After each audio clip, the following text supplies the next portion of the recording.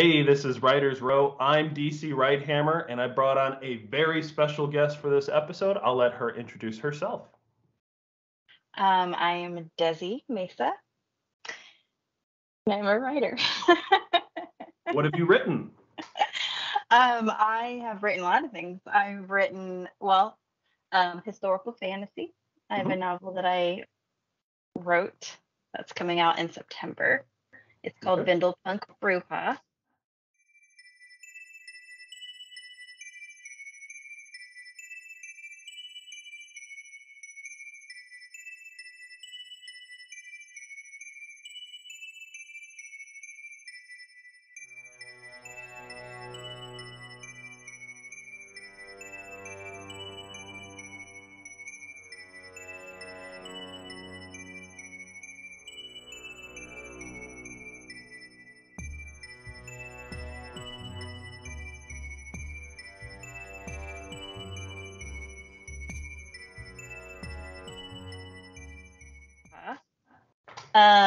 Bruja means witch, so if you like magic, there's a lot of magic in it. I've written sci-fi, I've written just regular fiction, like literary style, kind of. Spoiler, I'll cut you off right there because we're going to get into that. Oh, okay. Before we get into that, I don't know how to introduce myself. I'm a writer. It's Writers Row. My name is Desi, and I write. there you go. Hi, Desi. We'll get into all this. First, if you like the content I've been putting out on Writers Row, make sure to give this a thumbs up. Hit that subscribe button and the bell if you really want to. Really appreciate all that. So I brought Desi on this show in order to tell us basically some of the things she just told us, but in a lot more detail.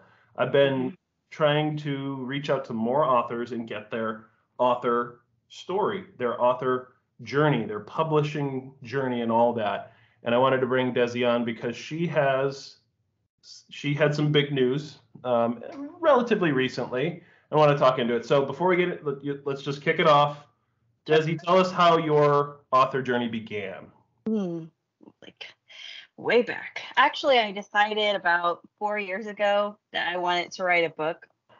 And I started writing a sci-fi trilogy. And it was a little bit of a hot mess, to be honest. And it was the first thing that I had really written besides songs. I do songwriting, mostly poetry and stuff like that.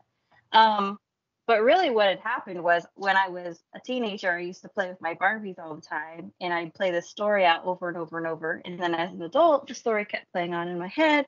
And then I woke up one day and I was like, it's driving me crazy. Because I think writers, maybe we're all just a little bit nuts.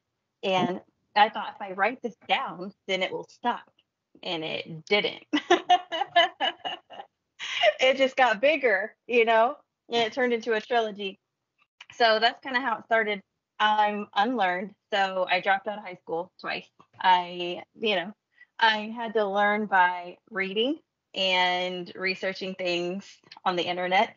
And hopefully I found the right kind of things to learn. And started querying about a year after I wrote that trilogy.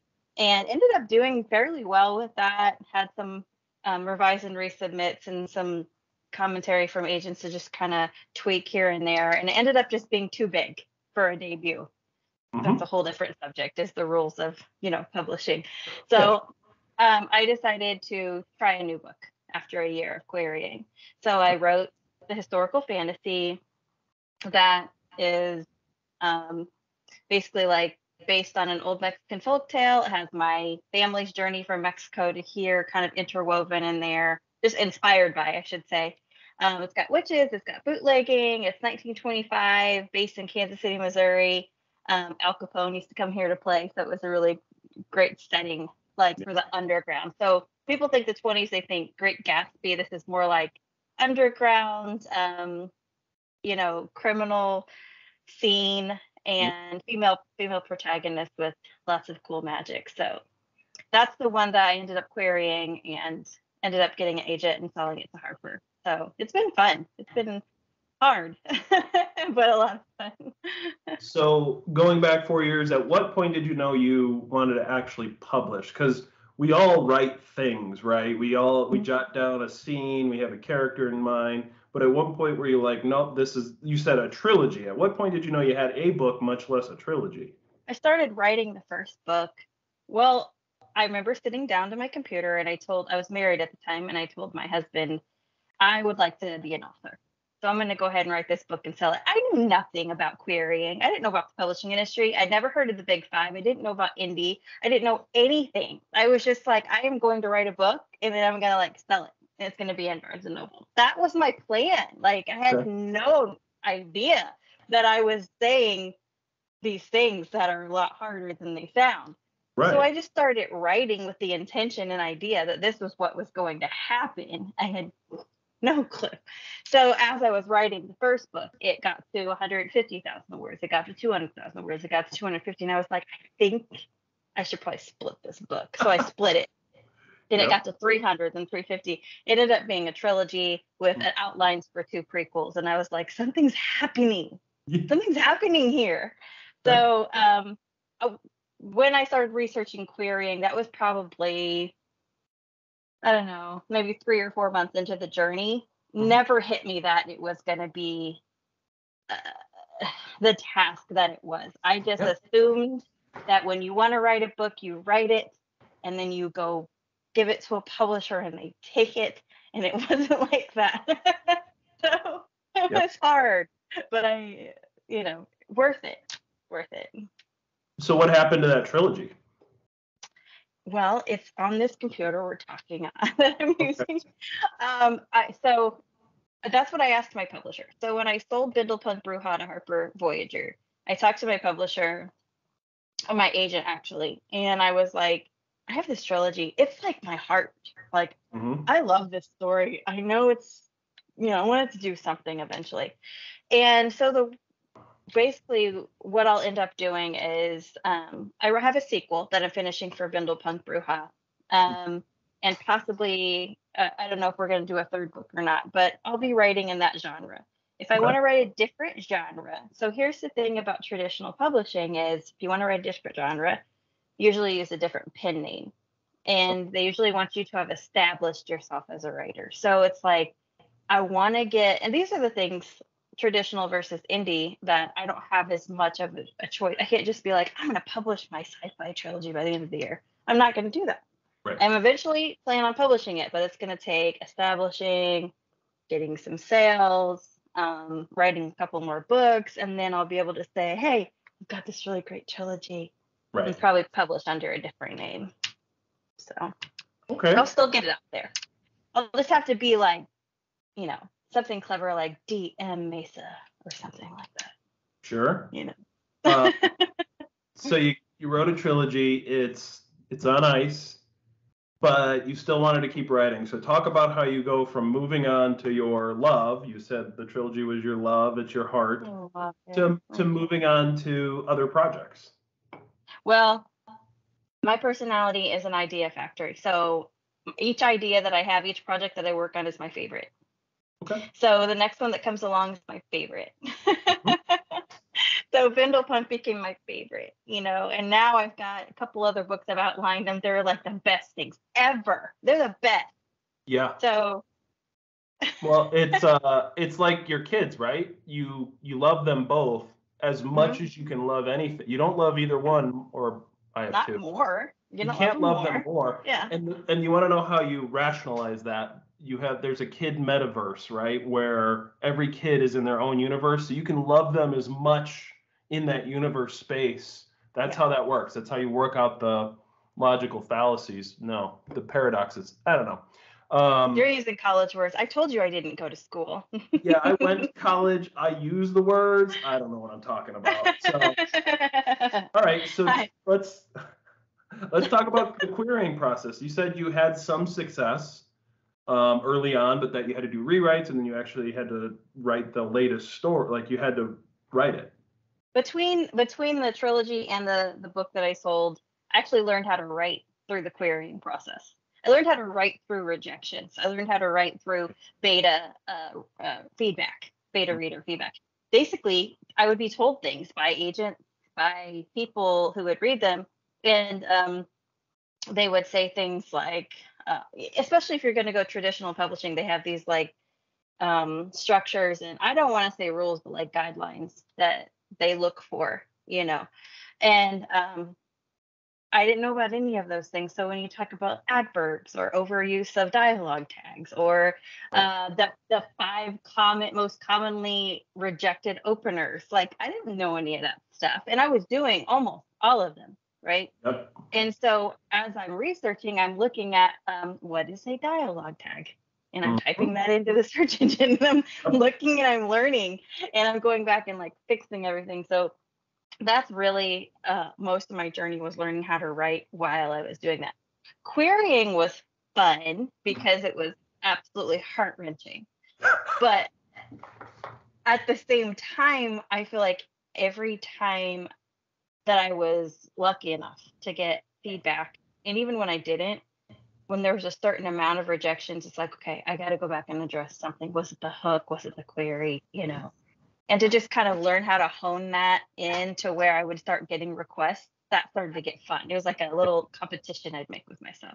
Then I start to get requests, and then I'd get rejections on those requests, and I would be like, okay, then it's got to be the first pages. So you knew to tackle the first pages, and testing out my openers on like the same 5 people who are probably tired of reading my shit. And but it teaches you something in the rejection. So then when I went to the next project, I kind of knew how to weave that together, if it makes sense. Yeah. Well, I think I'm like you in that I'm a creative, right? And by myself, I get all these great ideas. But when you get input from others, it clicks. Things start to make sense. You start to like, I don't know, for me, I logically will put things in their place at that point. And that allows me to then just focus on telling my writing, writing the story, or, because sometimes I'll work out scenes with my wife. Like I'll talk to her about a scene and then she's like, well, what about this? And I'm like, oh, why didn't I think of that? And like, it totally takes your creative, flow to a whole new level. It does. I remember when I wrote my first book, I wasn't ready. I wasn't ready for feedback. Mm-hmm. And when my husband at the time would poke holes into my story, I became very upset. And we would have arguments. Yeah. And I would be like, just leave my story alone. I felt like he was just picking on it, but he was, people or the feedback from the beta readers. I remember when I first got my first beta readers on my first book, and that feedback would come back. I was that writer that would write them back and say, well, I wrote it like this because da da da da da da, and they're just like, done. Like, don't send me anything else, wasn't ready for it. I think we could do a whole video on getting how to handle feedback, but particularly, so the problem that I have is when people will, like, I'm asking for higher order concerns. So tell me what's wrong with my story. And they're like, you missed a comma. And oh yeah, don't talk to me about that. Yeah. And at a certain point, you realize they didn't really want to read it anyway. And like, okay, so I need to find better betas. I need to find people who are actually engaged in this and prepared to give the feedback that I need, rather than giving it to somebody who's just like begrudgingly reading your story or something like that. Yeah, I mean, if it didn't capture them, I want to know why and when. If you bowed out in the first paragraph, tell me that. Don't read anymore. Just tell me that, like, I wasn't into it, like, right here, and I was out. You know what I mean? I think if you're ready to hear that kind of feedback, that's the kind of feedback that makes your writing better. Yeah. Not by one person, but you want to go by what's consistently being said, because sometimes you are going to get someone that's just not into it. I am not ready for reviews. So, okay, you take Bindle Punk Bruja, okay? It's been through several rounds of beta. Agent feedback, she helped me get it ready to get to the publisher who came. We've been through like 5 or 6 rounds of editing. Wow. And it's like, I feel like it's the best that it can be. Yep. And when it goes out to the market, I know there's going to be a review. There's going to be reviews out there that are going to love it. And there's going to be reviews like that are going to tear it up.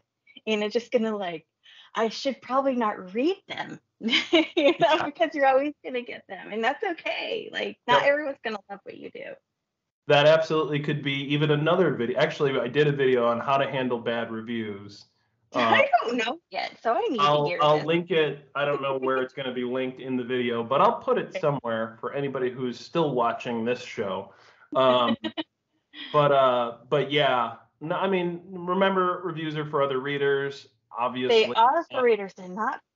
obviously, we need more of them. I basically I said on Twitter a couple of weeks back, I want to get enough bad reviews that I know I'm selling enough books to get enough good reviews. Like if you get a lot of yeah, if it's not a good book, of course you're going to get some bad reviews if people are reading it. But if people are reading it, that means there's an opportunity to get, good reviews, you're making Sure. sales. Like that's the whole process. Like I want to be popular enough to be disliked by a significant portion of people. I want to be so famous that when people bring up bad books, it feels like some of the most widely known, widely sold books are like, that was total shit, and I want to be that. I want to be that I don't writer. know. Like, I don't know if I I want to be so famous that you hate me. Like, I can't wait till you're like talking shit on everything I write. Oh my god, how did that get sold? How did that get written? Careful what you wish for, Desi. You just might get it. Because I'm gonna go to the bank like this. Bye, bitch. There you go. There you go. All right, let's wind it down. The last question I have for you. So someone just like yourself, you said, dropped out of high school, you moved on with life, and then suddenly you found yourself in a place you want to write. What piece of advice would you give to someone that's 10 years younger than you? I mean, I'm gonna say, first of all, 10 years younger in the process, because I started when I was like 34. Yeah. What's great about writing is you don't have to be of any certain age. That's what's cool about it. Okay. I would say that it's, first of all, never too late to start. You don't have to have a degree to be a successful writer. You just have to have the willingness to learn Yep. and to take feedback and to the desire to get better and be the best that you can be and keep pushing forward. It's really cliche to tell people not to give up, but you really just can't. Yeah. Yeah, and when I hear "don't give up," a lot of people will construe that as you shouldn't have bad days. Like absolutely have terrible, horrible, no good days. Of course, absolutely. The not giving up, like I tell my daughter who's 5, I say being brave doesn't mean you're not scared. It means doing the right thing even though you are scared. Yeah, And you do it even though it terrifies you. exactly. And when it's darkest, that's right before dawn. So appreciate you coming on, Desi. Any parting words before we wrap it up? Oh gosh, I wasn't prepared for parting words. Just thanks for having me. I had fun. Of course. Thanks again for coming on. Appreciate everybody watching this long, and I'll catch you all next time.